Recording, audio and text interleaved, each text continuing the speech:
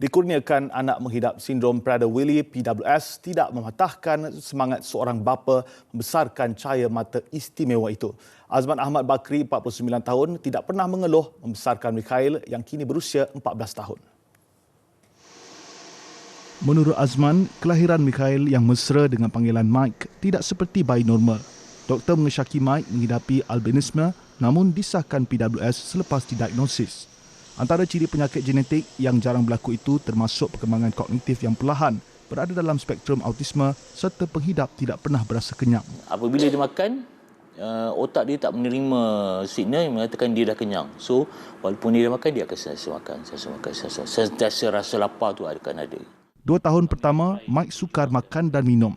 Namun menginjak usia 4 tahun, berat badannya meningkat 3 kali ganda berbanding kanak-kanak normal. Namun, tak kala Azman diserang strok hingga lumpuh 5 tahun lalu, Mike adalah penjaganya. Dia lah yang menolong, panggil, dik, berapa nak mandi lah. So, dia akan pasangkan semua tu.